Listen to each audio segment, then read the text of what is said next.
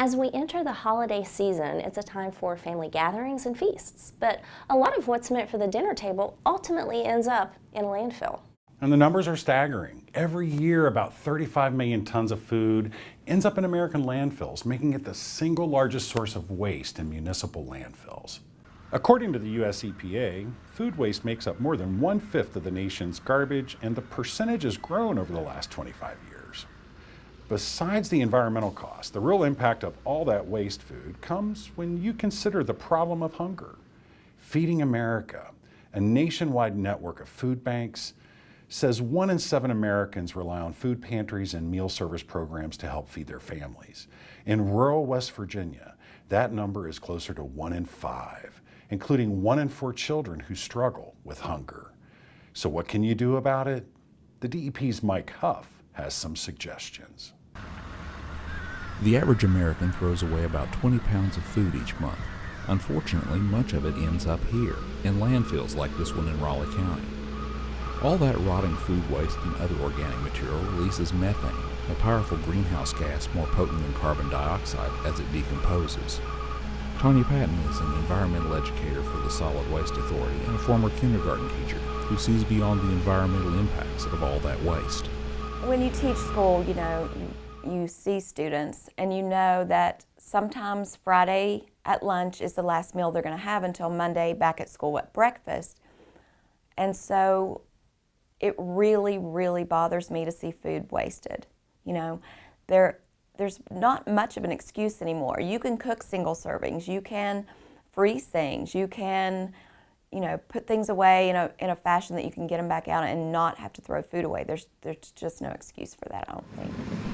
According to some studies, roughly half the food produced in this country never makes it to the table.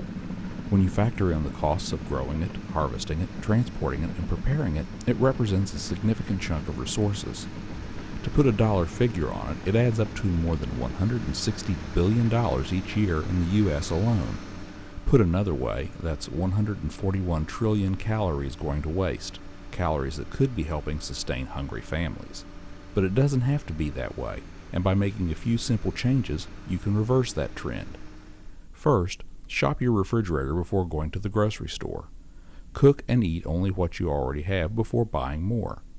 Plan your meals and make a shopping list to help you avoid impulse buys. By only purchasing things you need for the coming week, you lower the chance of something ending up not used and going to waste. Buying foods in bulk only saves money if you're able to use the food before it spoils. And speaking of spoilage, the sell-by and use-by dates on foods are manufacturer suggestions for peak quality, and most can be safely consumed well after their use-by dates, according to the USDA.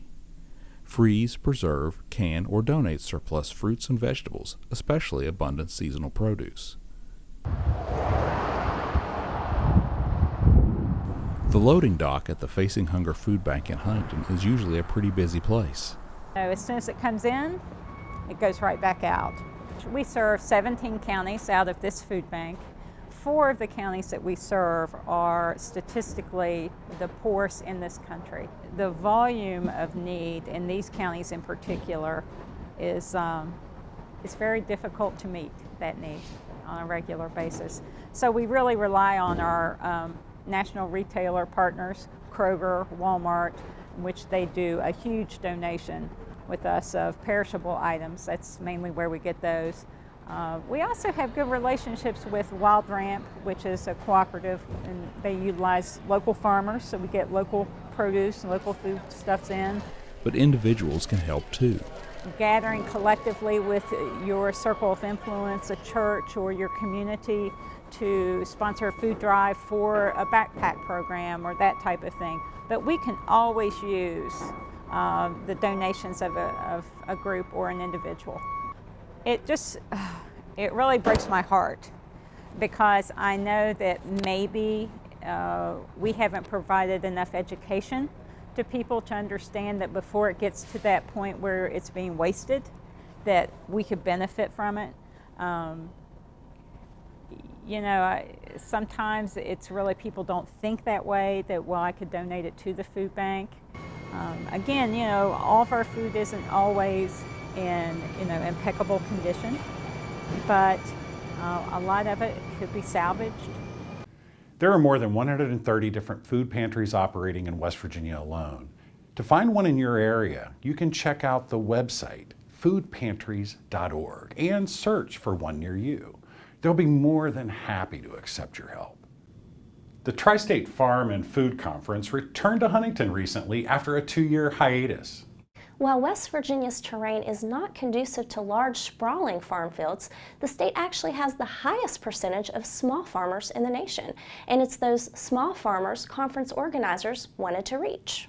The event took place at Heritage Farm Museum and Village, and while the setting celebrates the past, this event was all about the future.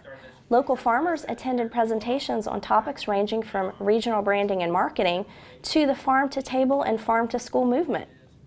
Conference organizers say they want to revolutionize the local food shed to help farmers and food producers run viable businesses through agricultural education. We want to focus on things like food hubs, high tunnel production so that we can have year-round green things in the market, all kinds of different marketing for farmers, ways that farmers can make more money in the end. That's the goal, is for farmers to make more money. It's certainly healthy economically because every dollar that you spend in the community more of that dollar stays in the community. So you're actually putting money right into the pockets of your neighbors and your friends and people who are growing the food here right in our community. The other healthy thing about it is the sustainability aspect and the green aspect of you're eating stuff that has been grown right in your backyard, so to speak, and by people who care and put a lot of work and time and effort into making sure that the stuff is fresh and good for you. About 50 people participated in the conference.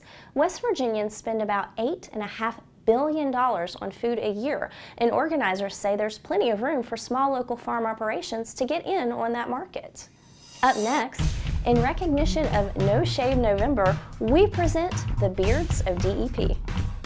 And we're back in a moment.